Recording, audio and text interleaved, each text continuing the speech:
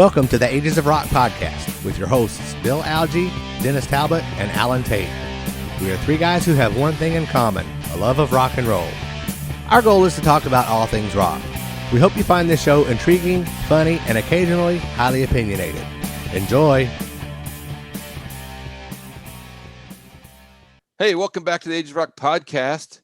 Bill, Dennis, Alan, and our special guest, Brian Durbin from Hairbanger's Ball out of Chicago, Illinois, sporting a Kiss t-shirt because that is his favorite band.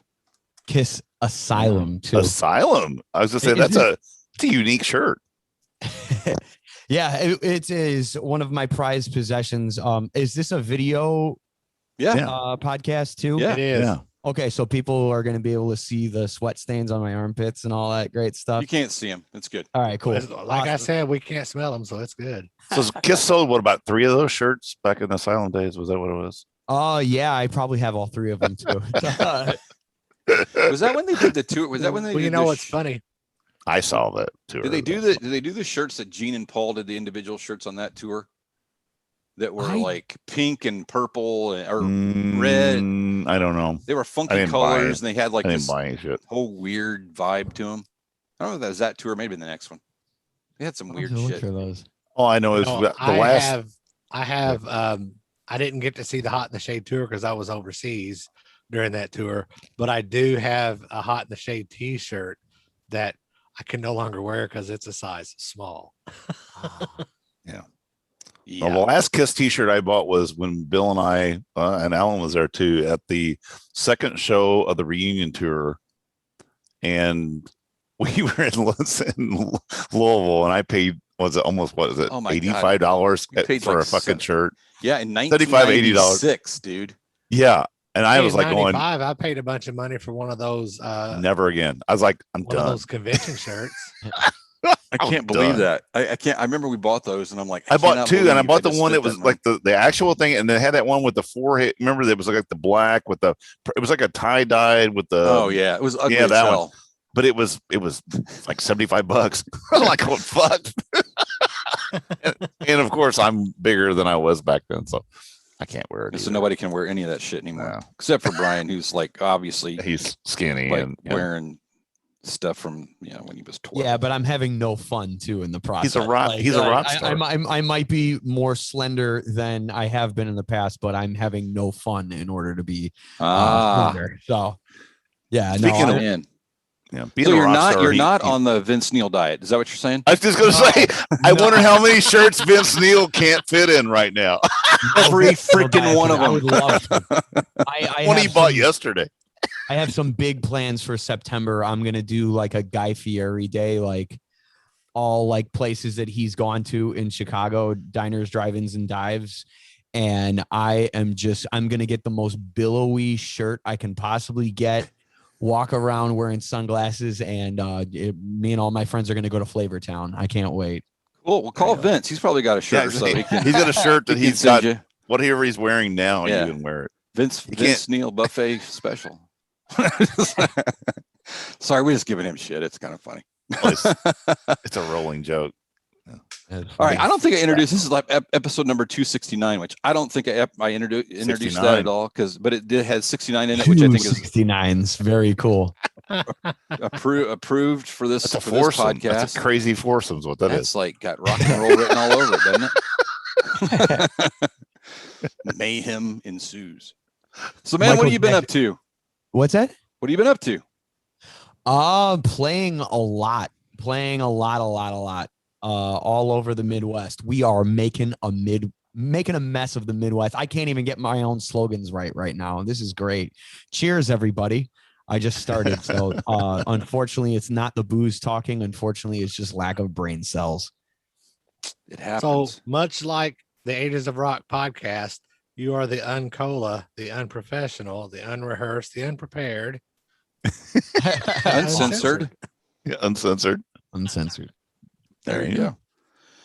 Yeah, I got to see the Midwest Mayhem, Midwest Mayhem in at Mallow Run. Oh, yeah, that's right. You were there. You were there. I didn't get to talk to you at that one. That was a fun show. 1,500 people there. Yeah, we weren't sure what sold out meant, but that's what it meant, huh? 1,500. Well, I think sold out was supposed to be 1,200, and then they just kept selling tickets, which is I got no problem with that. Okay, you want to hear something funny story? So I follow Mallow Run on Facebook. So they posted something 2 days ago of, come to Mallow Run Winery, and it was a blurb for the upcoming shows, and it had this couple sitting in the lawn, and there's nobody else around them. It's like just the lawn, and there's nobody else out there, and you can see that shack in the back, the building that said the shack. Yeah. Yeah, I posted and said, obviously they were not at the Hairbangers Ball show when they took this photo. Well, or they could have taken that photo like right when we loaded in, because I don't know what it is. There's this thing that's been going on with like for years, ever since I've joined the band, but like people, you would be shocked at how early people will show up with their lawn chairs, like with the sun beating down on them, and they will sit. I call them the lawn people. So they might have been some of the first lawn people there that day, or the lawn gnomes. Lawn gnomes. There you go. You gotta find a name for them so you can sell some T-shirts for that. Well, you mean like if you're in Indiana, it'd be like the children of the corn. They come out of the corn and they just sit down and it's like. We are in Indiana quite a bit. So. I was gonna say you guys are here. I mean, you're close too. I mean, you're just one state away. So. Yeah, the state of confusion and insanity is right on the border. So I got a question. How was the show at the Hi-Fi? Do you remember that show? It was a new venue you guys did in downtown Indy. Yeah. I was going to try to make that show, but we were out of town. So how was that venue? It was a great show, great venue, really cool stage, nice and spacious stage. That you have to work a whole lot harder when you have that much more stage to work with. But no, it was a hot one too, so we were definitely feeling it. But it was a great time. I always love playing Indy. I love that city. And then just the production team over there is just awesome, and they make the show really smooth. Great lights. It is a really good place to see like an outdoor rock concert. Really cool. I'll have to catch somebody up there because, we were out of town, so I couldn't hit you guys. Where is that, Bill? Where is that? It's in Fountain Square, so it's downtown. There's some. So that's where you took me down there to the records. We went down to the records. Square Cat. Yeah, right across the street from where that venue is actually. Okay, so kind of where they had the stage set up that day for the. In that same area. Gotcha. Okay, cool. Yeah. Hey Brian, did you know there's a Kuma's there too? I did. And I really wanted to go there before the show, but I really didn't want to tempt fate. It can have a bad effect depending on what you have. And it's sizable, it's heavy. And I've seen enough of the Vince Neil memes to know that I don't want to be in that boat. So I stick with not eating for pleasure for that. It's very boring. Well, Brian, you got a long way to go to get to the Vince part, so you could afford to eat a little bit. I think so, but I run this math all of the time. So when Vince Neil was my age, it was 1995. So he had already done Exposed. He had already done I think Carved in Stone. Like they were getting ready to do like the Generation Swine reunion coming up. Okay. And I'm always conscious of what Vince Neil looks like because we are the exact same height. We have the exact same haircut, and we play the exact same music. So we encounter all the same lifestyle and stuff like that. So I'm always very conscious as to where Vince Neil was at my age. And he was still pretty slender at my age. So I haven't dodged this bullet yet. So Brian, how old are you anyway? I'm 34. 34. Oh shit. Yeah. You're a kid. So anyway. Well, guess what? Tell that to my bandmates. Can I get that in writing? Because I'm like one of the old guys. You're the elder. I just turned 56 this week. So the thing is, I used to be able to. I could lose 20 pounds in a week up until about 10 years ago. So you can do whatever you want up until about 45, and at that point, then watch your shit. Well, how tall are you? How tall I'm are you? 6'2". You're 6'2". See, it's easier for you to lose weight. There's more space for it to go when you want to put it on. I'm 5'9", so there's not a whole lot of room for it to go. I'm telling you, I've got this down to a science. I'm always. You sound like you need to write a book. I mean, you need it's the Vince Neil, not what to, or don't be like Vince Neil. Here's how to do it. Yeah, I mean, but keep in mind, he was still a slender guy around that time period, and they were calling him a fat bastard around that time period because he had like crashed into the coral reef doing some crazy aquatic adventure. I have no idea. He crashed into the coral reef around like 1994, and somebody told Motley Crue about it when they were on MTV with John Corabi at the time. And one of the guys asked, "Oh, how's the coral? Is it okay?" And then Mick Mars makes the comment along the lines of like, "Oh yeah, 300 pounds of blubber just hit the coral reef," or something along those lines. I can't remember it exactly, but they were calling him a fatty back in 1994. Wow. And he absolutely was not a fatty then. So yeah, well, I own enough of these autobiographies to know how to mind my P's and Q's from other people's actions and stuff. So maybe it wasn't good for him to start on his first record with wearing basically no clothes except for those pants, and was, just put it all out there because there's nothing to hide. I know. It's like you got nowhere to go, dude. You should have chubbed up that first record. Wear some like really thick clothes. Exactly. Well, if you really think about it though, why would he get in shape? I'm sure they're still fucking him. You know what I mean? He's not only is he fat, he has a fat checkbook. You know what I'm saying? So he doesn't give a shit. As soon as he starts losing money, maybe he'll plan accordingly. But until then, I'd be calling up VH1. Hey, can y'all do that Vince Neil makeover show again? I need 12 girls and a 12-piece bucket of chicken right now. And guess what? He gets both of them. He gets both of them. All right. Well, how about we quit bashing poor old Vince? And for the record, I am not bashing Vince. No. I base my entire life off of what was his body mass index at my age. So I am not bashing him at all. When I'm 60 Dennis years knows old. I'm talking about him. I know. All right. Hey Vince, would you like to come on the show? A couple minutes ago, you said that you were the old guy in the band. Yeah, I would say I'm in like the top half. Yeah. So you have a couple of new members, right? Yeah. I mean, I feel like we've always got a couple of new members. So it's okay. But I think the last time we talked, I think we've gotten a new guitar player since the last time we talked. I can't remember.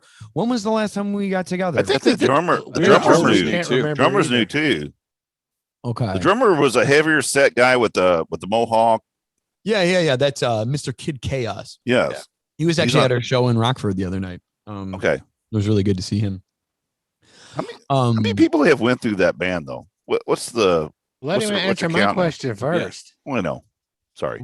What's your question? Tell us about your new band members. So God, I have a tough time remembering who is new to who. I guess I would say if we're going based off of the drummer, the new drummer is named Jack Charlotte, and he's incredible. And I'm not just saying that because I'm trying to sell him to you right now or anything, but he's a fantastic. He's a freak of nature. He's a multi-instrumentalist. Drums are his fourth or fifth instrument. He's originally a concert pianist, and he's an incredible piano player. In fact, when we do when we circle around to doing Band of the Month again, I actually want to have him sing and play Beth by himself because I think it would blow people away. He sings, he plays guitar, he plays bass, plays drums, plays keyboards.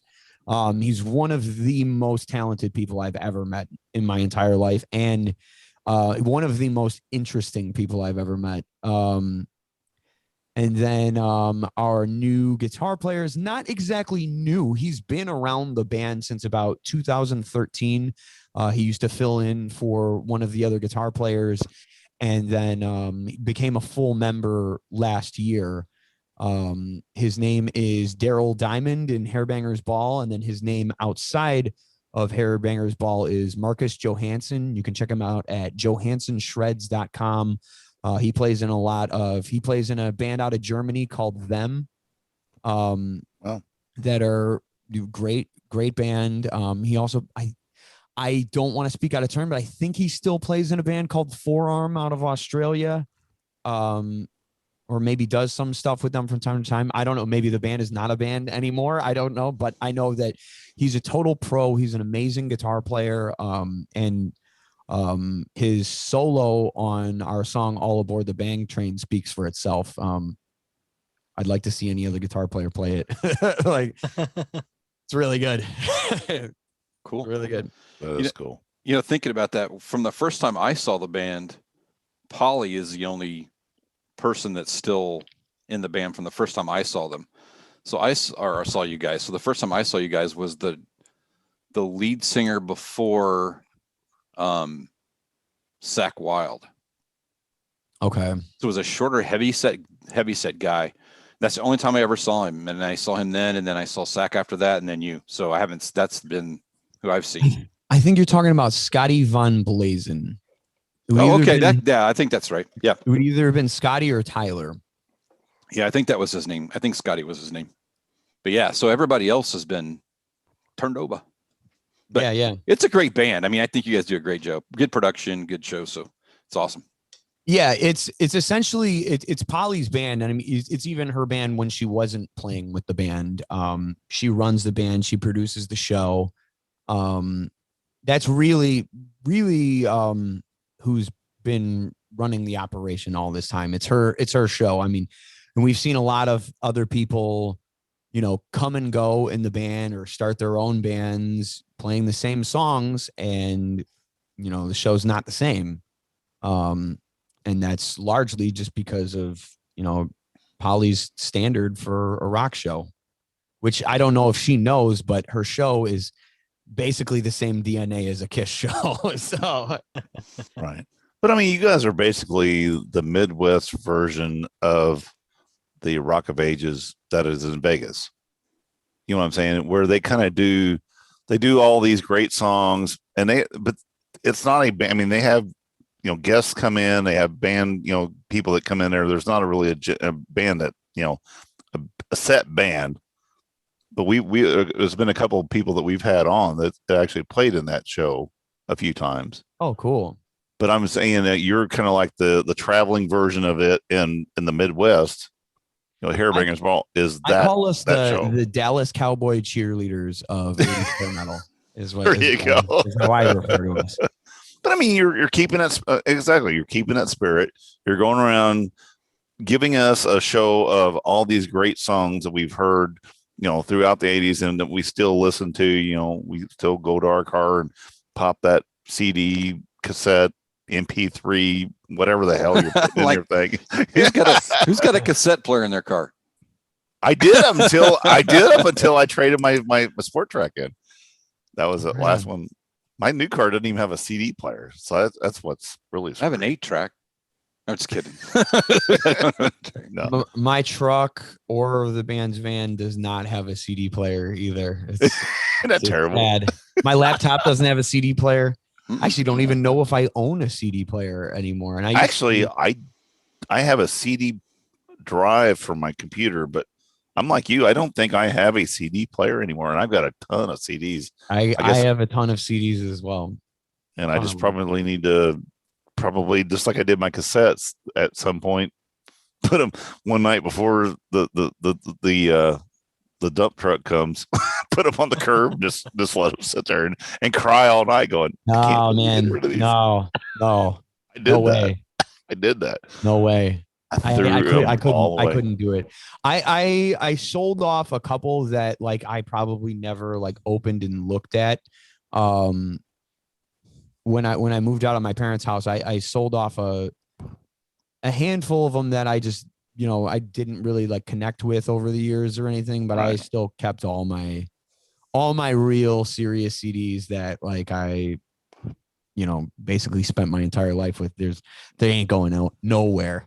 No, my CDs are fine, but the cassettes, a lot of those too, though, were worn out. Number one, set in the car, they've been at like about 400-500 degrees for 3 or 4 days. Might have had a couple of beers spilled on them too. You know what I'm saying? Yeah.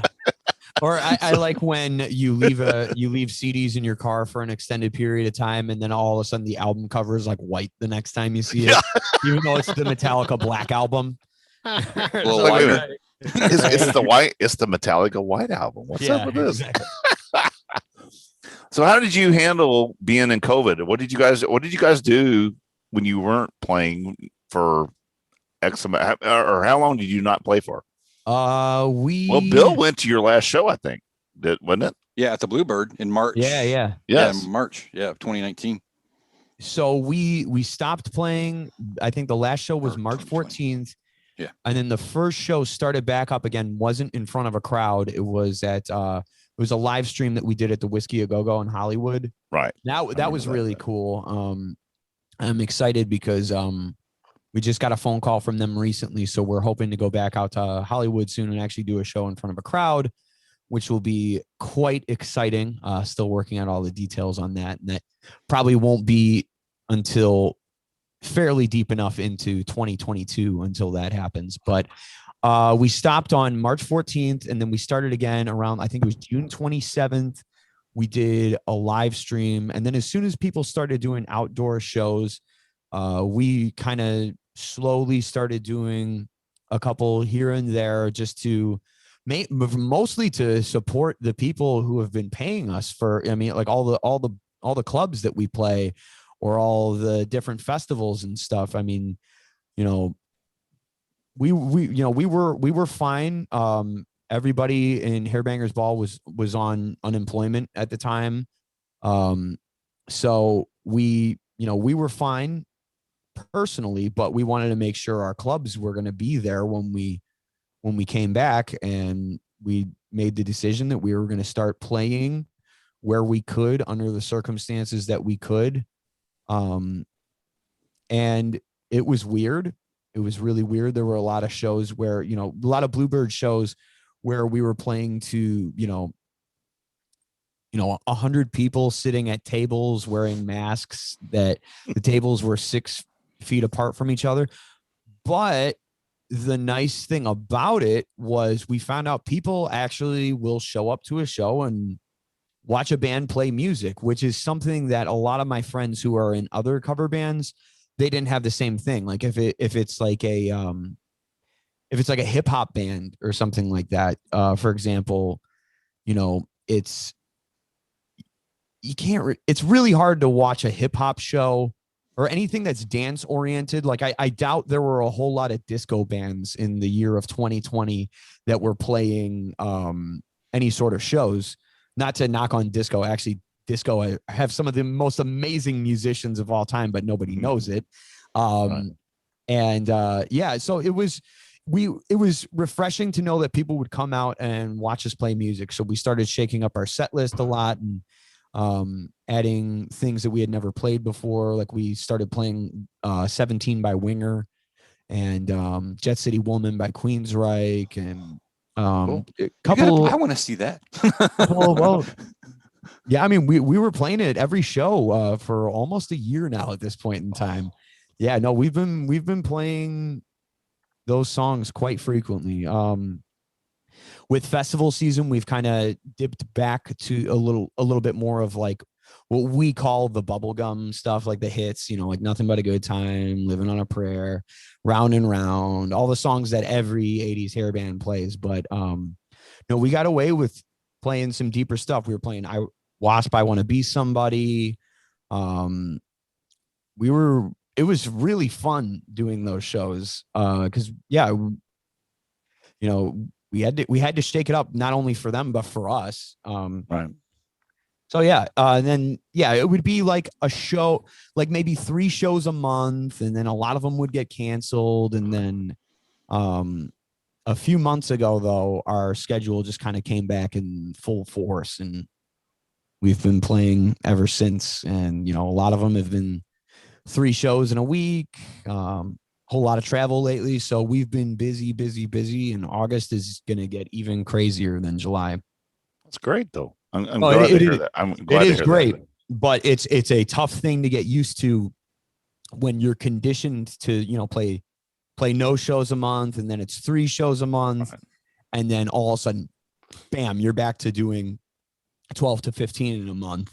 But I personally, I took the time to, really, like, I didn't take any time off. I actually, a lot of people sat down and, just did nothing over COVID or got hammered every single day or whatever. I hooked up with a new vocal coach. I started eating right, working out more and stuff. And I wanted to come back from COVID even stronger. And that's what we did. So you did the anti-Vince. I guess so. I did what he was supposed to do, I guess. But it was easier for me. Remember, he's 60 years old. He's 60 years old. I know a couple of 60-year-olds, and I don't see them doing Vince Neil's job as well as he's even doing it right now. You know what I mean? Fair. That's fair. True. That's fair. Totally fair. Yeah, a little bit ago, you said something about adding new songs. Have you added songs to the set list that just didn't go over? We've got a handful of those all the time. It's always depressing. But no.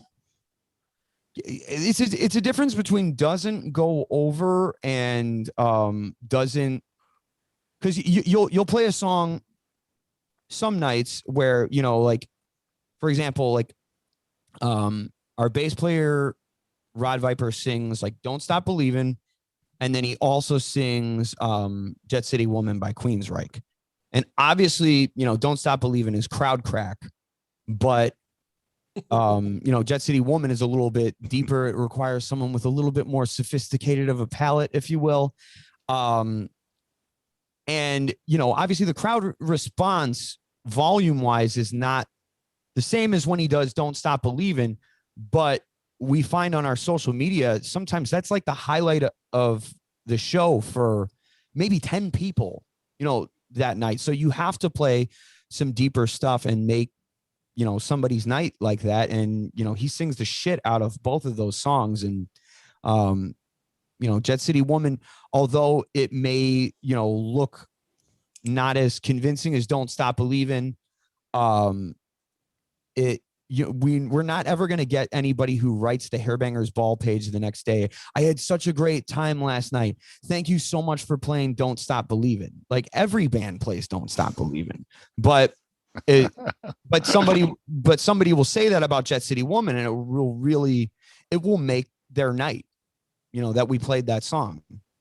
So I don't know if it was in Bloomington in March, the last show, or it might've been right before that, but you had played Wicked Sensation by Lynchwood. Yeah. And that song, you'll get some social media posts from me for that one. Yeah. You guys did a great job, but watching the crowd, it really didn't get there. I didn't think it would. People were like you said, people weren't screaming and doing the whole thing, but there were 3 or 4 people, standing on the floor. You could look around and see that they were singing it back. But yeah, it's funny because for me, that was the highlight of the show. It was like when you ripped that out and said, we're going to do, Wicked Sensation. And I was like, oh my God, I haven't heard that forever. This is going to be awesome. You guys did a great job. But I think it's, you get so used to some of those things that when you get those those special things, it's pretty cool. And people do get it. So yeah, don't quit doing that. No. That's you can thank Polly Pants for that one. She's really good about writing set lists for all kinds of different people. She's got a really good grasp on, who's coming to her show. And yeah, I mean, it's just a lot of bands will get really butthurt when the crowd response is a little different between song to song, but it's worth it to make somebody's night, and throw in a different song here or there. I mean, because you're playing the Bluebird. It's like a college town or whatever. The 21-year-old girl in a cocktail dress who just came out with her friends. She's probably paying attention to like 4 songs or whatever. Maybe she only knows "Sweet Child of Mine" and "I Love Rock and Roll." And those songs are for her. Those songs are for her. There's not anybody else I'd prefer to look at during those songs anyway. So those songs are for her. But when we play Wicked Sensation, that song is for you. And when we play You're in Love by Rat, that song is for, all the Rat fans out there that like something a little deeper than just the Geico song.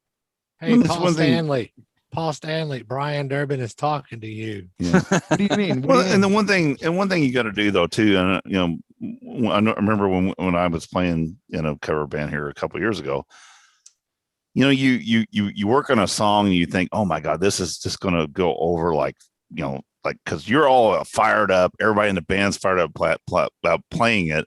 And then you get to the gig and it's like going, like you said, it just goes over like a lead balloon. People are like, everybody walks off. Nobody's doing anything. It's like going, what the fuck? But the thing is, you can't go by that crowd. Yeah. You have to do it by certain of the crowds. And it's the same way, like you were talking about with Polly, knowing your crowd. Say like you go to the Bluebird, you go to these places, she knows what songs are going to hit. Being in a college town, you're not going to pull a lot of these newer ones out or these deep cuts or whatever. You're going to play the stuff that the college kids know, and it's, you may put some of those in, but your core show is going to be those hits that everybody knows. Definitely. And it's going to make everybody happy. So, and it's good that you got somebody that's on that knows that crowd, when you're going to do this stuff. And if you do the festivals, you're going to do your popular stuff and stuff. But if you go into a place that that you're going to have some diehards there, that's where you're going to throw those, those deep cuts and throw those good songs out, I think that, so I'm going to drop some like kind of boring computer nerd stuff on you guys for a second, and sure. this probably just analyzing like the band's demographic over the social media. The fan base of the band is largely I think it's 60% female and 40% male. Between the ages of 45 to 54 is where the bulk of the people, at least that follow the band on Facebook, it's mostly women from the Gen X crowd. Well, you're a MILF gatherer. Yeah, somebody referred to me as the King of Cougars one time. King of Cougars. Hashtag. Somebody referred to me as the King of Cougars. I don't know how to feel Write about that down, exactly. Bill. What's that? That's going to be a hashtag now. Yeah, there you go. King of Cougars. I was going to call him the MILF Whisperer. And it was Cougars. Don't forget, it's Cougars with a K. That's really kind of crazy because I would have thought that it would be a more male oriented. No. Thank God. Well, no, he's a good looking guy. He's still, he's got his stuff. So, but I would have thought though, social media wise, that it would have been more of just these 80 guys still, reliving their college days, as us old fuckers do. But, bless you, get those MILFs and those Cougars. Well, that's awesome. What is really cool about the band though is it really does draw all different ages and types of people. Especially at the Bluebird. You could see somebody at the show. There's a woman in her 60s who comes to see us over there, and then there's never a shortage of new 21-year-old blonde girls that are coming in every single year. I don't know how it happens. I feel like they must print them at a factory or something, but I swear every September it always looks the same, and I'm not complaining. Well, these three old fucks have been there. We've been there. Yeah. So we've This is where we get the old Matthew McConaughey. I get older every year. The girls stay the same yeah, they just age. keep same age. Somebody said that about Hairbanger's Ball in general, just because of, like the lineup changes over 20 years. And she made the comment, man, that's the thing I like about Hairbanger's Ball. I get older and they stay the same age. That's come full circle then. If it works, man. So at some point when the AARP sends you your card, are you gonna have to bow out? Is that what's gonna happen, Brian? Or it's what? like Menudo, once they go through puberty, it's over. I mean, at some point in time, yeah, I won't be in the band. I mean, I'm the fifth singer. I'm not naive enough to think that I'm special or different. Right. I mean, I'm number 5. If I was number 1, I would be like, no way. I'll be forever. Let's see. What was the first year though? You got to start. What was the first year it started? They started in 2001. Wow. So see, you guys got a good run though. Oh yeah. We are having a banner year this year. Like a lot of the shows we've been playing have been sold out. And I think I would love to pat ourselves on the back and be like, oh yeah, that's 100% us. But I think after people have been locked inside for 14 to 15 months, they're ready to rock right now. So I would agree. Definitely. Yeah. I haven't been to a show yet. I'm ready. I'm dying. I'm dying inside. Actually, I've seen you guys a couple of times. I've seen Talisman a couple of times. I've only been to Evansville. I've only seen two groups like twice. So a bunch of country shows. I don't want to go to a country show. I'd rather fucking shoot myself in the head. Well, and Alan's got his band coming out, so I'm gonna have to go watch a country show. First show. Well, you didn't invite me. No, we didn't invite anybody. It was a trial run, or it was a dress rehearsal. That's what we called it. No, I'm gonna come see you, but I'm gonna stay about one set, and then I'm gonna just wave at you. I'm gonna give you a big hug, and I'm gonna leave. July 17th. All right, I will come, but I'm going to be there for one set, and then I'm leaving. I can't do it. I'll throw up. I can't. So Brian, did you watch the documentary? Oh hell yeah, I did. Oh hell yeah, you did. You want to talk about that a little bit? I would love to talk about that a little bit. I thought it was really well done as far as the narrative is concerned. I liked the story, but as a Kiss fan who. My only real complaint with it is I wish they would have used less stock, like fake Kiss music, and just like that they had it like playing in the background. They had like it sounded like demos that I make on my laptop. Like they were some guy who likes Kiss clearly. Are they your demos? No, I know why they do that. Oh yeah, because they don't want to pay for the rights to the songs. Yeah, they don't have the rights to their own songs. Yeah, and I just really wish though, with it being as long of a documentary as it was, 4 hours, it's basically like The Last Dance for the Chicago Bulls, but the rock band version. I think I know that they have to pay for the rights for those songs. And I know that they probably maybe didn't want to do that, but I feel like they did themselves a small disservice in that I think by volume, Kiss has more good songs than any other band in the world. And I really wish that the documentary could have shown that. You have 4 hours of people's attention, you could have played all these great songs. And that's how I found so many great songs, was from watching documentaries when I was younger. That was the first time I heard Tonight You Belong to Me, or that was the first time I heard Somewhere Between Heaven and Hell, was some documentary that came around. The documentary that they did before The Last Kiss, the pay-per-view, right. On the farewell tour. I heard all these great songs for the first time. And to me, it was like there was this endless world of Kiss, and I couldn't possibly listen to all of it. And I wanted to. And, it exposed me to so many new albums and eras of the band. And, not only just the stock audio that they used, but they also used a lot of stock video. Like they would show like a plane going down, or they would show like a ship at sea, like, you know, getting rocked and stuff, all sorts of other little things like that. And I'm just like, this is the most visually exciting band of all time.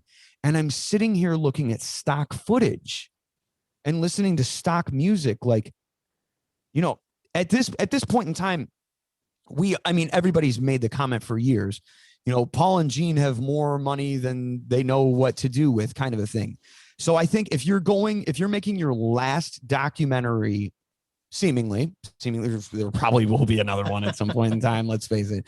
But you know, if you're putting it to bed and this is your last time to get, you know, mass exposure, show people the goods.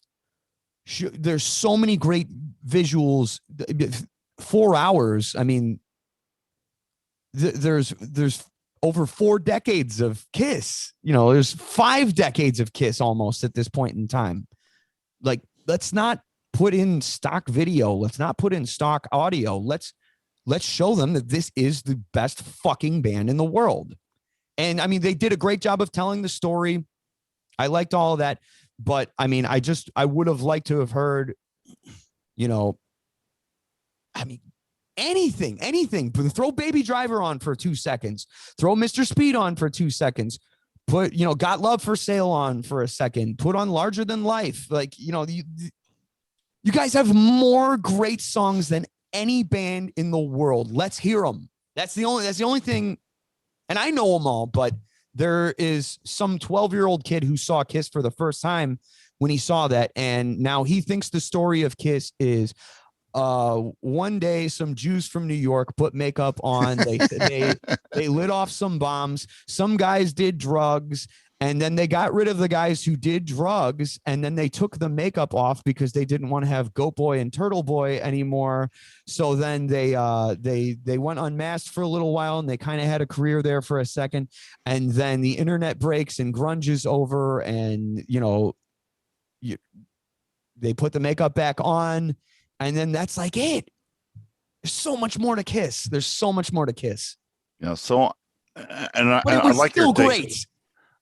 I like your take on it as far as like all that stock footage. That actually bothered me a lot too. I've only seen part 1. I haven't watched part 2 yet. So this is going to be my little synopsis of what I found. I thought too that it was the same deal. It's the same story that we've heard. Kiss fans like me and Bill and, you know, we've been, and Alan, we've been through this many times, many videos. We've seen the history. We know where they came from, how they came up. We know all that stuff. Though the thing that got me on the part 1 was the fact that they actually admitted that Kiss Alive is a fake Alive video or recording. And they came out basically, and I was actually shocked. I mean, we've known that for years, but to actually admit that, I thought was really, really odd. The thing that else got me was after it came out, you know, Paul comes back on social media and starts talking about he apologizes for calling Bob Ezrin, you know, was a recreational drug, whatever it was. So he apologizes for that. The thing is it's well documented. I mean, Bob Ezrin was a cokehead back in those days. There's no mystery. I mean, he fucking admits it. So, you know, Paul felt bad about talking about that, but then they're just basically just reaming Ace and Peter every 5 seconds about their addictions and everything. And both of them, as we know right now, are both clean, just like Bob Ezrin.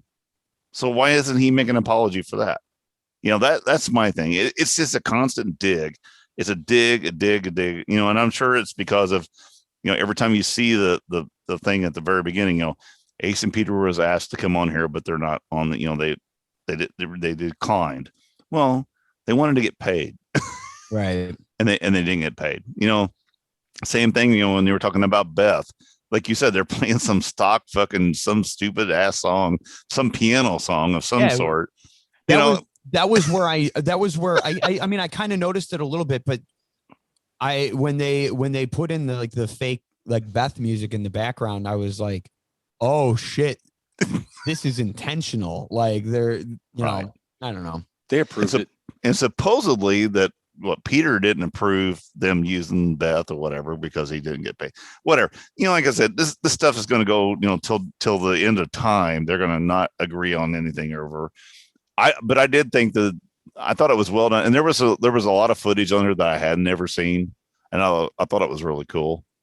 But I haven't watched the second version or the second part of it, so I'll watch that here probably this week. So there's never been a documentary, as far as I'm aware of, where, I mean, Paul talks about it in his book, but there's never been like a either television or major release documentary where they discussed Paul's ear ever. And how that affected him. So that was pretty cool. As far as the Bob Ezrin thing, especially with how quickly that tweet came out, I don't know. It's one of two things. Either maybe Bob Ezrin texted him or something, was like, what the fuck? Like, what are you, or, Kiss is no stranger to planning things. Supposedly maybe Paul text or tweeted that to just, draw attention to the documentary or something. I don't know. Somebody said though that they are this new the Netflix thing. They were going to record a couple new songs for this Netflix show that's coming up. Another. Who said that? That would be awesome. I would love that more than anything. Bob Ezrin was supposed to be involved in this, and that's why Paul did it, because he didn't want to piss Bob Ezrin off. Oh, that was something that somebody had said. Of course, it's hearsay. Somebody, and it's off the internet. It's on the internet, and if it's on the internet, it's true. All right. What was your take on it, Alan? Well, the narrative, I think they spent too much time digging on Ace and Peter, not any time talking about the music. There were gaps in what they talked about. They went from Destroyer to Dynasty. They didn't talk about any of the albums in between there. Excuse me. In the second part of the documentary, I don't think they could have made it a 3 or a 4-part documentary and delved a little more into, Vinnie Vincent was with the Creatures of the Night and with the Lick It Up and Revenge. Some of that songwriting on those were good. I think they could have touched on some of that some. Obviously, Mark St. John has an extremely short tenure in the band. It's hard to do any more about that. But, they could have talked more about his time in the band along with Animalize. Eric Carr, I will give them props for being good to Eric, because I know that was a really tumultuous time in the band because Paul and Eric were not getting along, supposedly. So it was nice that he didn't throw any dirt out there, if you will. I got to be honest. I was afraid that it might be going there, because I remember Gene made some comment that that the documentary was going to upset some of the fans. And I would, obviously all of us have heard, what they have to say about Ace and Peter for a really long period of time. I was really afraid that they were actually going to say some of the stuff that is actually written in some of the biographies about the Erics. I was like, oh fuck, don't let this be, like, don't let them do this one or whatever. I mean, I don't know. Yeah, but I was afraid that was where it was going, and I was relieved when it didn't. Right. One of the coolest things about the whole thing for me, and that's for any documentary for that matter, when you find unreleased photos or unreleased footage, some of those pictures of Peter Criss and his old bands before Kiss with his Ringo Starr haircut and stuff. Yeah. I thought those pictures were great, just because that's a side of Peter we never got to see. Some of those pictures of those guys in Wicked Lester, Gene and Paul in the Electric Lady studio prior to being in Kiss, they were still recording. And, something that I may have heard a long time ago, but I had forgotten about, is Gene and Paul talking about every chance they got, they were in the studio singing backup on somebody else's album. I thought stuff like that is the stuff that I dug, They did like Chrysler videos or Chrysler advertisements and stuff like that for cars. They were doing backgrounds on a lot of that stuff. So, well, hey, Brian Johnson did a Hoover video or a Hoover commercial right before he went into AC. Real high-powered compact mover. I love that. Honestly, one of Brian Johnson's finest vocal performances too. That is great. Like the Hoover vacuum commercial with Brian Johnson is a tremendous piece of music. Actually, and if you can find it on YouTube. Oh yeah, it's great. Yep, that's funny. So my take on it was I did not really the other than the new footage, some of the new footage and pictures like Alan referred to in part one, I really didn't think part one was much. I mean, I didn't really learn anything in part one. Part two, I liked a little bit. Learned anything yeah, I mean, and it didn't really. I don't know if I learned a lot in part two, but I liked part two better. And I think it was. I don't know what it was about it. I did like watching that one, and like the information. And I thought Gene and Paul sitting in his, spare room or whatever the room was, and it looked like they were just chatting was kind of cool. Yeah, kind of cast them in a different light. I thought Paul not wearing shoes is kind of funky, but it was like, whatever. It's his house. I mean, in my house, I wouldn't wear any. Well, if it was my house, I wouldn't be wearing shoes either. So, whatever. But I think that was kind of the thing. It bugged me. But I thought that, it was just really interesting that they kept going back, and I know we're going to talk about the Peter and Ace thing again, but they just kept going back to that. It seemed like it was like, okay, you said it, it's done, move on, and let's talk about all the good stuff and the cool stuff. I thought it was interesting that they admitted that the Elder was a bad idea, and I thought it was it's a win in Bill's book. There win for me. What I liked, I had never seen the footage of Paul on that that interview where he was like, it's a beautiful piece of music. I think he was talking about A World Without Heroes or something on the Elder or whatever. Was that on the Flo and Eddie kind of like, we don't care what anybody thinks about it. It was really interesting to see footage of them on the side of that album as opposed to, I mean, they've trashed it for years, but it was interesting to see how, Paul was like, yeah, we bought the Kool-Aid. Our next this is going to be our next destroyer. Hey, I have one more thing to interject. One thing I would like to give Gene and Paul props for is even though he obviously deserves every piece of getting dragged through the fire, they did not drag Vinnie Vincent through the fire one single time. They did a little bit when they talked about him going on too long for the solos. But, for how they treated everyone else. Yeah, that could have been a lot worse.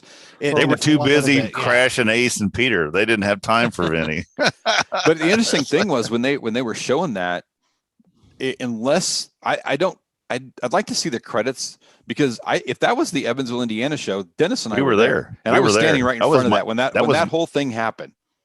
And we've talked about it on here before. Now, that scene you're talking about was not Evansville. Okay, that's why I said if it was, they said where it was.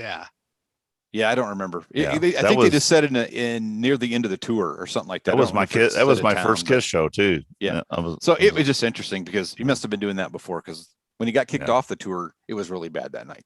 Yeah, it was very bad that night. It was terrible that night. Yeah, but anyway, so that was just interesting.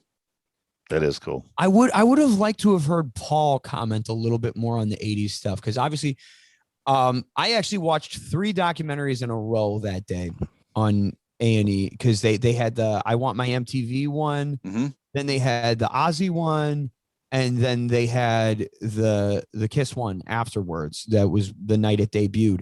And the one thing I'm getting so fucking tired of is the way people tend to, whenever these documentaries come out, and I'm watching a couple other documentaries. I've been watching this like series on Netflix called This Is Pop right now. And whenever the 80s comes up, it's always like dismissed.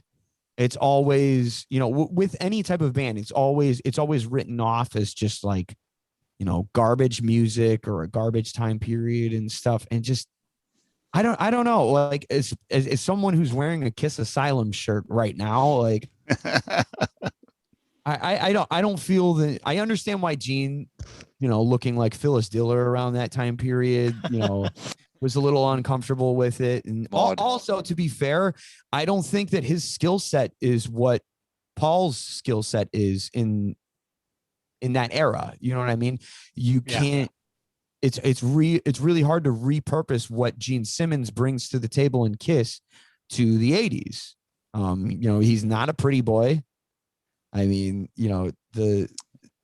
some of the memes that I've been seeing going around about the Lick It Up video with him lately.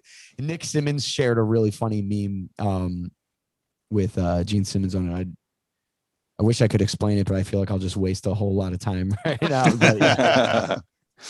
But yeah, I don't, just that always just annoys me. And especially, I really would like to know from Paul how he really actually felt in that time period, because that was really him at his peak as far as a singer, is in terms of, his physicality on stage. Obviously he was driving the ship at that time period. And I mean, it's enough to argue at some points in time that it's almost like a Paul Stanley solo project. And with that being my favorite music, I don't know. I feel like it just gets unnecessarily shit on a lot of the time. And it annoys me. That's it. Well, he made a couple of comments in there about feeling abandoned. He made that. Yeah. I remember him making those specific comments. That's the first time I've ever heard. In the book, I think he mentioned that a little bit in the book, but I think that's the first time. And I think he said it. I don't know. Did he say that when they were sitting on the couch? I can't remember. I remember him. Yeah, I think he did something. I remember him talking about it.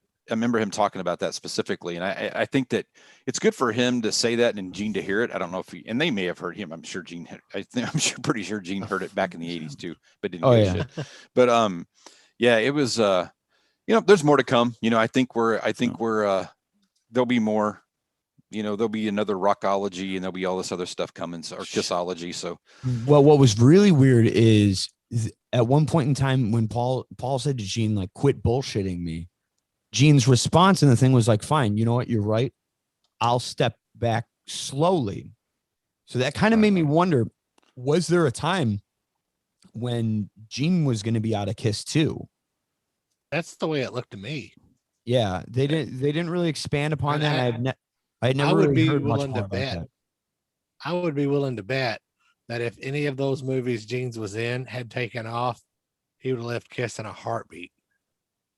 Probably. Yeah, you're probably right. Till the makeup came back, or until his movie career tanked, and then he put the makeup back on. Yeah. Well, we got to see some footage of how well his movie career was going. Yeah, well, I saw most of those movies. We saw that that little audition thing when we were at the Vinnie Vincent thing in Atlanta a few years back.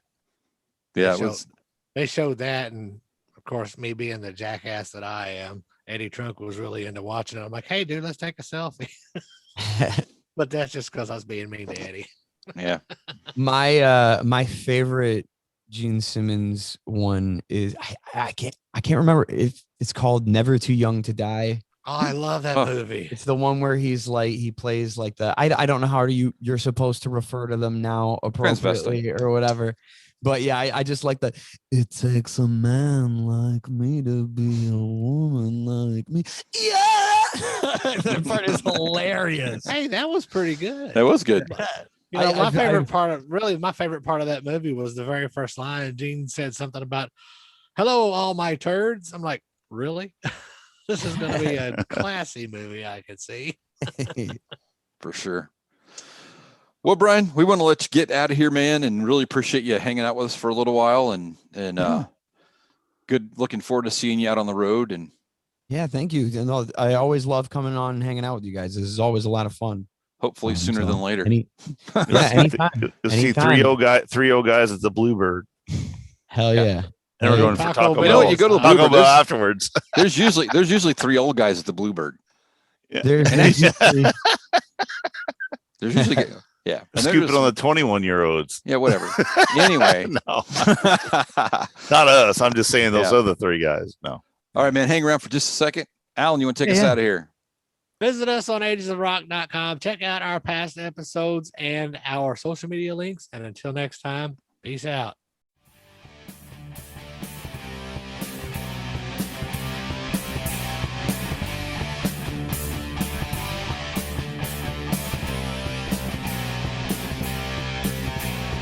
Thanks for listening to the Ages of Rock podcast. If you haven't done so already, be sure to subscribe to our YouTube channel, like us on Facebook, and most importantly, tell all your friends. Remember, you're never too old to rock. Until the next episode, peace out, folks.